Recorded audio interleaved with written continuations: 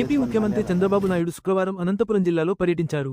ఉరవకొండ నియోజకవర్గంలో హంద్రీనీవా కాలువ విస్తరణ, లైనింగ్ పనులను ఆయన పరిశీలించారు. ఛాయాపురం ప్రజలతో ముఖాముఖి మాట్లాడారు. ఇండోపాక్ ఘర్షణలో దేశం కోసం వీరగతిని పొందిన మురళీనాయక్కు శ్రద్ధాంజలి ఘటించారు. సమాజం వల్ల మీరు పైకొచ్చారు, ఇప్పుడు మీరు సమాజానికి తిరిగి ఇవ్వాలి. ప్రభుత్వ ఆదరణకు తోడుగా బంగారు కుటుంబాలకు మార్గదర్శులై మీ చేయూత ఇవ్వండి అని ఆదర్శ వ్యక్తులను కోరారు.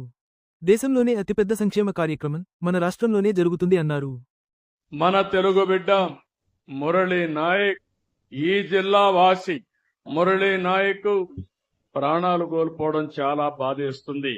జమ్మూ కాశ్మీర్ సరిహద్దుల్లో పాకిస్తాన్ జరిపిన కాల్పుల్లో మన ఉమ్మడి జిల్లాకు సంబంధించిన వ్యక్తి నిన్న చనిపోయారు. గోరంట్ల మండలం కల్లి తండాకు చెందినటువంటి మురళీ నాయక్ వీర మరణం, దేశం కోసం చనిపోయారు. బాధేస్తుంది. వాళ్ళ తల్లిదండ్రులతో ఇప్పుడే నేను మాట్లాడాను. తల్లి వచ్చి జ్యోతిబాయ్, తండ్రి వచ్చి రామ్ నాయక్. వారికి నా ప్రగాఢ సానుభూతి తెలియజేస్తున్నా. ఈ రాష్ట్రం, ప్రభుత్వం, సమాజం మీకు అండగా ఉంటామని ఈ సభా సమావేశంలో హామీ ఇస్తున్నానని చెప్పి కూడా నేను మీకు తెలియజేసుకుంటున్నాను. దేశభక్తితో ముందుకు పోవాల్సిన అవసరం ఉంది. మన రాష్ట్రంలో ఉండే అన్ని ప్రాంతాలు కూడా అప్రమత్తంగా ఉండాలి. దేశం చేసే పోరాటానికి ప్రతి ఒక్క వ్యక్తి సంఘీభావాన్ని తెలియజేయాలి. అండగా ఉంటామని నినదించి చెప్పాల్సిన అవసరం ఉందని చెప్పి కూడా నేను మీకు తెలియజేస్తున్నాను. భారత్ మాతాకి, భారత్ మాతాకి, భారత్ మాతాకి. ఎవరైతే చనిపోయారో, వీర మరణం పొందారో వారి కోసం 2 నిమిషాలు మురళీ నాయక్ ఆత్మకు శాంతి కలగాలని కుటుంబ సభ్యులకు ప్రగాఢ సానుభూతి తెలియజేసుకుంటూ 2 నిమిషాలు మౌనం పాటిద్దాం.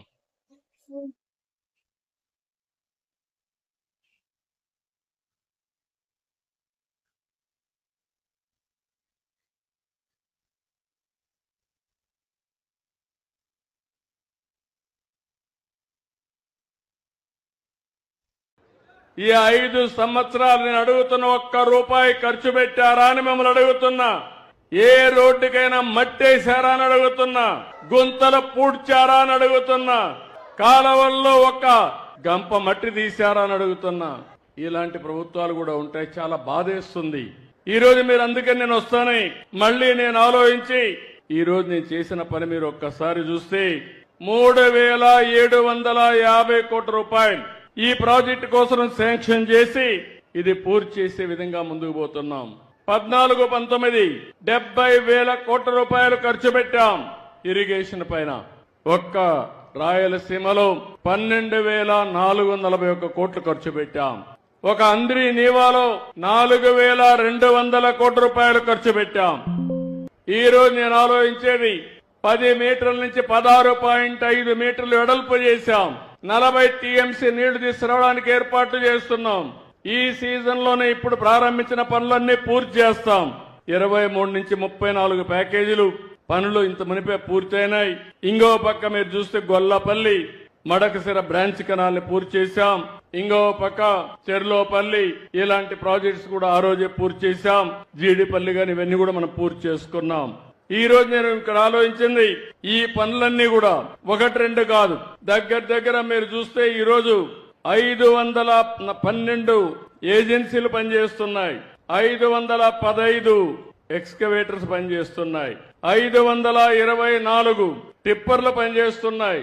మొత్తం కలిసి 1040 మెషిన్లు పనిచేస్తున్నాయి. పుట్టపర్తి నుంచి నేను వస్తూ హెలికాప్టర్లు వస్తూ చూసుకుంటా వస్తే ఎక్కడ చూసినా మెషిన్లు పనిచేసి మొన్నటి వరకు నీళ్లు ఇచ్చాం. అప్పుడప్పుడు వర్షాలు పడుతున్నాయి. ఈ రోజు చూసిన దృశ్యాలు చూసినప్పుడు నాకు కడుపు నిండిపోయింది. ఒకప్పుడు హెలికాప్టర్లు వస్తే అనంతపూర్ జిల్లాలో, ఇప్పుడుండే హిందూపూర్ జిల్లాలో, ఇది పుట్టపర్తిలో ఎక్కడ నీళ్లు కనపడేది కాదు, చెట్టు కనపడేది కాదు. ఈ రోజు నేను ఆనందంగా చెప్తున్నా, ఎక్కడ చూసినా నీళ్లు కనపడొస్తున్నాయంటే నా కడుపు నిండుతా ఉంది, ఆనందంగా ఉంది. దీనికి గర్వపడుతున్నానని చెప్పి కూడా నేను మీకు తెలియజేస్తున్నా. నిన్న మొన్న నేను చెప్పాను, ఒకప్పుడు కోనసీమ అందాల సీమ, సినిమాలు కూడా అక్కడ తీసేవాళ్ళు. అలాంటి కోనసీమ మీకంటే వెనకబడింది. ఇప్పుడు నీళ్లున్నాయి కానీ అవకాశాలు తక్కువ ఉన్నాయి. మొన్నటి వరకు నీళ్లు లేవు, ఇప్పుడు నీళ్లు వచ్చాయి, అవకాశాలు పెరిగాయి. దీనివల్ల మీరు 13వ స్థానానికి వచ్చారు. ఇప్పుడే మీ మంత్రుల్ని, మీ ఎమ్మెల్యేలని కలెక్టర్ ఆదేశాలు ఇస్తున్నా. 13 ఆమోదయోగ్యం కాదు. రాష్ట్రంలో టాప్ 3లో అనంతపూర్ జిల్లా ఉండాలి. దీనికి ప్రణాళికలు తయారు చేసుకోవాలి. దీనికి మీకు ఏం కావాలో హెల్ప్ చేయడానికి మేము సిద్ధంగా ఉంటామని చెప్పి కూడా నేను మీకు తెలియజేస్తున్నా. ఈ రోజు మీరు ఒక్కసారి చూసినప్పుడు మొత్తం శ్రీశైలం రిజర్వాయర్ నుంచి కుప్పం వరకు 773 కిలోమీటర్లు లెంగ్త్ ఉంది ఈ కెనాల్. ఏషియాలోనే అతిపెద్ద పొడవైనటువంటి నది హంద్రి అన్యవా అని చెప్పి కూడా నేను మీకు తెలియజేస్తున్నా. ఇప్పుడే కేశవ్ ఒక మాట చెప్పారు. ఎందుకంటే ఓసారి ఈ సంవత్సరం వర్షాలు బాగా పడ్డాయి. డిపార్ట్మెంట్ వాటర్ మేనేజ్మెంట్ సఫిషియెంట్ గా ఎఫెక్టివ్ గా చేశాం. రాయలసీమలో ఉండే అన్ని రిజర్వాయర్లకి, అన్ని చెరువులకు నీళ్లు తీసుకొచ్చాం. ఇప్పుడే నేను ఒక మాట అడిగాను, అనంతపూర్ జిల్లాలో ఎన్ని చెరువులు ఉన్నాయి, ఎన్ని చెరువులకు నిలుస్తున్నాం? అవసరమై చిన్న చిన్న లిఫ్ట్లు పెట్టి అన్ని చెరువులకు నీళ్లు ఇచ్చే బాధ్యత ఈ ప్రభుత్వం తీసుకుంటామని మరొక్కసారి మీ అందరికీ హామీ ఇస్తున్నా. ఈ జిల్లాలో వచ్చే వర్షాన్ని, ఆ వర్షపు నీటిని నేను ఒకప్పుడు భూగర్భ జలాలుగా మార్చాలని, ఏదైతే వర్షపు నీరుని మార్చడం కోసం ఫామ్ పాండ్స్ తయారు చేశాం. 10 లక్షలు దువ్వాం. ఇప్పుడు చాలా వరకు మీరు పూర్తి చేశారు. అనేక ప్రయత్నాలు చేశాం.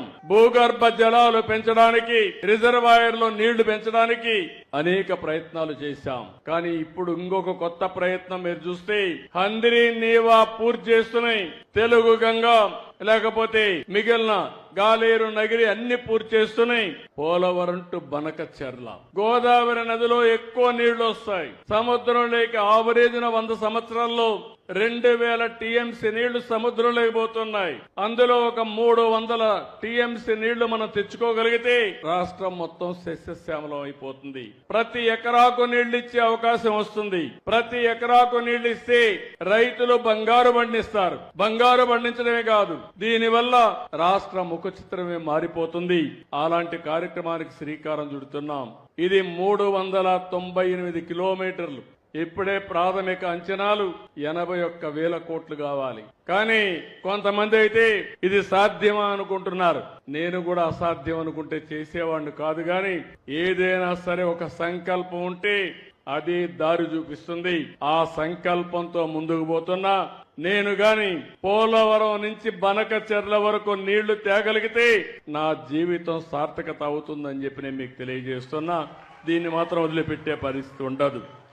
మీరు చూస్తే ఈరోజు పింఛన్లు ఇవ్వడం 63 లక్షల మందికి 4,000, 6,000, 10,000, 15,000 రూపాయలు పింఛన్ ఇచ్చే ఏకైక ప్రభుత్వం భారతదేశంలో తెలుగుదేశం ప్రభుత్వం, ఎన్డీఏ ప్రభుత్వం అని చెప్పి విజ్ఞప్తి చేస్తున్నా. ఎక్కడ ఎవరు ఇవ్వడం లేదు. 33,000 కోట్ల రూపాయలు ఖర్చు పెడుతున్నాం. 2,800 కోట్ల రూపాయలు నెలకు. 1వ తారీఖున పేదల సేవలో మీ ఇంటికొచ్చి మీకు హ్యాండ్ ఓవర్ చేసే పరిస్థితికి వచ్చాం. దీపం నేనే పెట్టాను, వంట గ్యాస్ ఇచ్చాం. ఇప్పుడు దీపం 2 కింద 3 సిలిండర్లు మా ఆడబిడ్డలకు ఇస్తున్నానని చెప్పి కూడా నేను మీకు తెలియజేస్తున్నా. అది కూడా కొన్ని ఇబ్బందులు ఉంటాయంటే ఆలోచిస్తున్నాను. ఇంకా ఏమైనా ఇంప్రూవ్ చేయగలుగుతామా? అవసరమైతే 4 నెలలకు ఒకసారి ఎవరైతే సిలిండర్లు తీసుకుంటారో మీ అకౌంట్కే డబ్బులు వేస్తే మీరు ఎప్పుడు కావాలంటే అప్పుడు తీసుకునే వెసులుబాటు మా ఆడబిడ్డలకు ఇస్తామని చెప్పి కూడా విజ్ఞప్తి చేస్తున్నా. అన్నా క్యాంటీన్ పెట్టాం. పేదలకు 5 రూపాయలకే భోజనం పెడుతున్నాం. మెగా డిఎస్ఏ పెట్టాం. ఎవరైతే యువత ఉన్నారో మీ అందరికీ ఉద్యోగాలు ఇప్పించే బాధ్యత నాదని చెప్పాను. దాని ప్రకారం మెగా డిఎస్ఏ ప్రకారం 16,500 ఉద్యోగాలు రాబోయే 15 తారీఖు లోపలనే పూర్తి చేసి స్కూల్స్ ఓపెన్ చేసే లోపల మీకు ఉద్యోగాలు ఇప్పించే బాధ్యత ఈ ప్రభుత్వం తీసుకుంటామని చెప్పి కూడా నేను మీకు తెలియజేస్తున్నాను. ఇది కాకుండా ఇంకో పక్క అన్నదాతకి 20,000 రూపాయలు ఇస్తా అన్న కష్టాలున్నాయి, ఇబ్బందులున్నాయి. కేంద్రం 6,000 ఇస్తుంది, రాష్ట్రం 14,000 ఇవ్వాలి. 3 విడతల్లో వారిచ్చే డబ్బులకి అదనంగా మనం కూడా 3 విడతల్లో అన్నదాత కార్యక్రమాన్ని పూర్తి చేసే బాధ్యత కేంద్రం వేసిన రోజునే మీ అకౌంట్లో డబ్బులు వేసే బాధ్యత తీసుకుంటామని చెప్పి కూడా నేను మీకు తెలియజేస్తున్నా. తల్లికి వందనం కూడా ఇస్తానని చెప్పాం. సూపర్ 6 చెప్పాం. నేను ఒకటి హామీ ఇస్తున్నాను, తల్లికి వందనం కూడా తొందరలోనే ఇస్తాం. చెప్పిన ప్రకారం ఎంతమంది పిల్లలుంటే అంతమందికి డబ్బులు ఇస్తామని కూడా హామీ ఇస్తున్నాను.